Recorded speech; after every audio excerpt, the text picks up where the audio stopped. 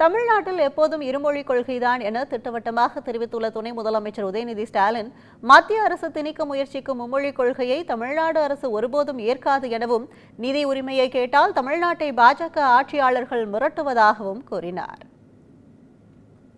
முதலமைச்சர் அவர்களும் தெளிவாக சொல்றாங்க. நேற்று பள்ளிக்கல்வித்துறை அமைச்சர் அவர்களும் துறை அதிகாரிகளும் வந்து என்கிட்ட விலகியிருக்காங்க. முதலமைச்சரோட பேசி முடிவு பண்ணி அடுத்த கட்ட நடவடிக்கை எடுக்கப்படும். ஒன்றிய அரசு பட்ஜெட்லயும் நமக்கு எதுவுமே ஒதுக்கல, பேரை கூட தவிர்த்துட்டாங்க. செங்கல் புயலுக்கு வந்து கிட்டத்தட்ட ஒரு 6500 கோடி கேட்டோம். ஆனா ஒன்றிய அரசு வெறும் 600 கோடி தான் கொடுத்தது. அது கூட SDRF தான் கொடுத்தாங்க தவிர அந்த புயல் பாதிப்புக்காக அவங்க கொடுக்கவே இல்லை. தொடர்ந்து தமிழ்நாடு வந்து அவங்க பிறந்தறிக்கிட்டே இருக்காங்க. மாற்றம் மனப்போடு பார்த்துட்டு இருக்காங்க.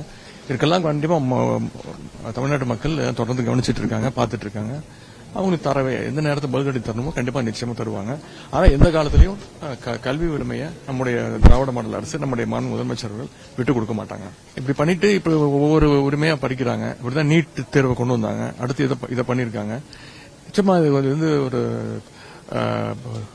மாநில அரசு மீது ஒன்றிய அரசு இந்தி திணிப்பை வந்து இன்னொரு வழியா திணிக்க பாக்குறாங்க. நிச்சயமா இதை வந்து முதலமைச்சர் ஒத்துக்க மாட்டாங்க. தமிழ்நாட்டு மக்களும் இதற்கு சரியான நேரத்தில் தகுந்த பதிலடி